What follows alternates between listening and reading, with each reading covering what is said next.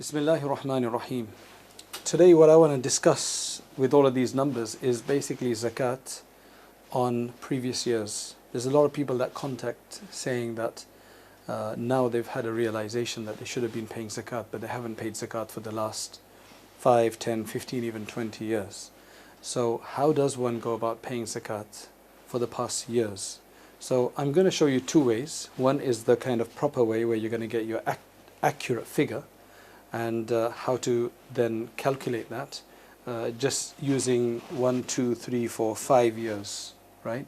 And hopefully if somebody is savvy with Excel sheets, they can build a formula in to be able to help with this as well if they want to. Otherwise, get somebody to help you out with this. But the simple way to do it is this. We're assuming here that it's 2020 now, and for the last 1, 2, 3, 4 years you haven't paid zakat, and your zakat for this year is due. So we're going to work out 5 years of zakat here.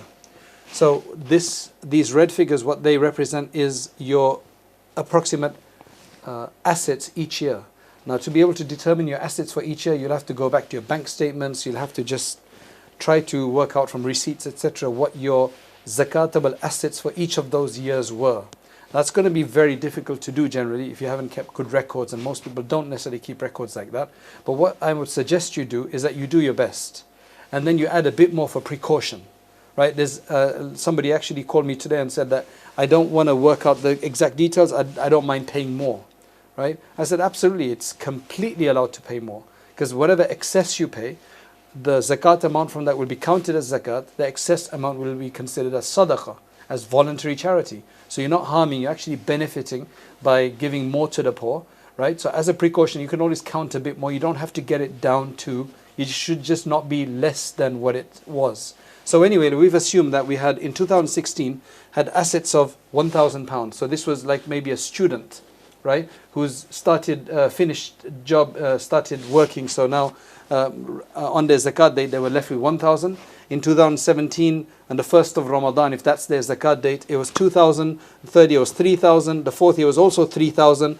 And then in 2020, this year, he's only got £2,000, right, on the same anniversary of each, right? So the way you'll do it is that you'll go back to the first year, and then you'll figure out what the zakat is for that year. So it's 2.5%. 2.5% of £1,000, his zakat liability is £25. But as you know, he hasn't given that. She or she hasn't paid that yet. But that is due from the £1,000. That means 975 there were his or hers, and £25 was for zakat. So that's already called out, right? That's already due for zakat. Now in the next year, the way you look at it is that you've got £2,000 is your assets on that day, right? That's your savings, your assets. Now because out of the £2,000 you already owe £25, which is not being given as zakat, you don't have to zakat that. So you minus the 25 from £2,000. You're going to be left with 1,975. So then you calculate the 2.5% zakat on 1975, not on 2,000. Because out of 2,000, 25 is already for zakat. The entire amount is zakat. You don't have to count 2.5% of that, because that is 2.5% of the last year's zakat. So that means you will pay, this should be 49, your zakat liability for the second year would be £49, £49 37 38 pence, right? You have to then add these two figures up. So you add these two figures up. So last year's liability, the first year's liability was £25, second year's was £49 37 or 38, right? That's nearly double of that because it's £2,000. So now it's about 74,375. That is the amount that is now due as zakat for you for 2 years. So what you do is, in your third year, you find out your balance. Your balance was 3,000. You now minus this figure, the total figure of the 2 years, 7437. That comes to 2,925 something, right? 2,925 something. And then you work out 2.5% of that, because that is your zakatable amount. After taking out the zakat figure, you'll be left, your zakat liability for this year now is £73.14, right? £73.14, because as you can see, your money is increasing at 1,000, 2,000, 3,000, and the average is about £25 for 1,000, 73.14. Now you add that to this figure, which was the total zakat liabilities, you'll get 147,875, because that's basically the zakat liability so far for 3 years. Now, 2019, I checked my assets, I had £3,000. So from 3,000, there's already an amount which I should already be taking out, which is 147,875. That's not zakatable because that is zakat anyway. So I get left with 2,852. Right? I don't know, somehow I got these wrong. 2,852 something. Now I need to work out 2.5% of that. That's 7,130. I then I put that along with the zakat I need to pay. So I add 7,130 with 147,875. I get 219,178. Around that 17, right? Just say forget that. 219. Now, this year, I checked in Ramadan. I had £2,000. But I already owe money from this. I already owe my zakat, which is £219 from last year's. So I minus that, I get 1,780.82. Right? It's because of the fractions, it's a bit messed up. But 1,780 is the amount that I have to pay zakat on. My liability is £44.52 on 1,780. So that's my zakat liability on my retained net income minus the zakat of this year, 52. So I now join those two together, right? Because that's from the previous years. That's the sum total of the previous years, and this is this year's, and I get £263.69. Just say £263. You can just say 70, right? Is how much I owe now for the 5 years, based on my income or my assets every year, my retained assets every year. That's £263.70. Now you're going to be saying that's just too much to work out, right? And I completely agree with you, especially you have to go 15, 20 years. That's why I'm going to give you an easier way to do it, right? In which you'll end up paying a bit more, right? But it's probably worth saving the hassle. So let's do it this way. What we're going to do is, we're going to forget these figures. We get rid of this.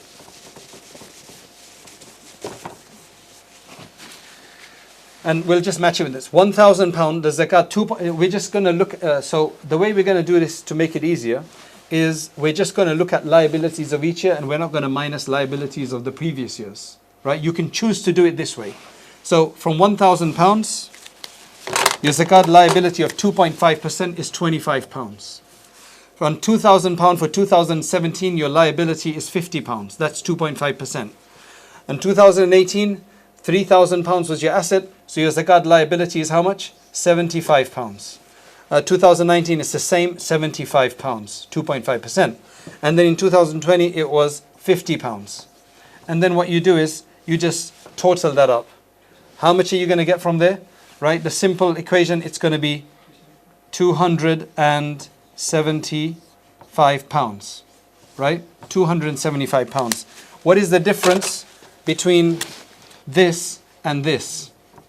Right? What is the difference? It's about £12 or something like that. Is it worth hassling for? Right? To do it, especially if you've got many years and then you're not going to have round figures. These are just an example. You know, you're going to have,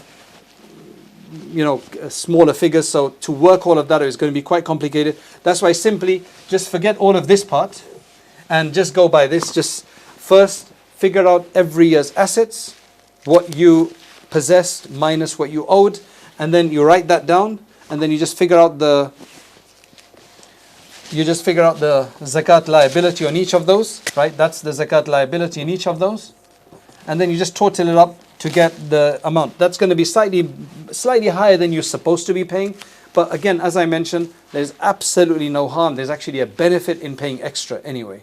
Right? The more goes to the poor, the more we purify our wealth. Alhamdulillah. Just a few additional notes on determining your assets.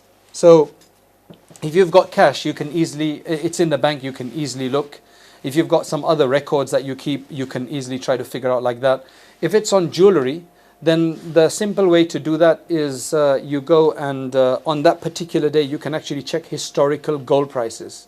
There are many calculators online to figure out historical gold or silver prices. So you can figure out those prices for that, right, for each of those years. And then you can add that to whatever cash or savings you thought you had, or any other business assets. So if it's a business company that hasn't paid, then they can look at maybe their records to show how much inventory they had of, for example, if it's a car salesman, right, who's buying and selling cars for business, then obviously for that person, the entire value of the car is zakatable. So they would have to figure out to the best of their ability. At 25 cars, it was these cars. I mean, they'll have some records or something. If they don't, they'll have to just try to make the best estimate they can to figure out what assets they held in that year, to come up with these numbers first. Then they build a zakat on that. As I said, giving a bit more is always recommended. There's nothing wrong with that. So you don't have to fuss too much over, how much did I have, and try to reduce it to that level. Just increase it a bit, give it as a precaution,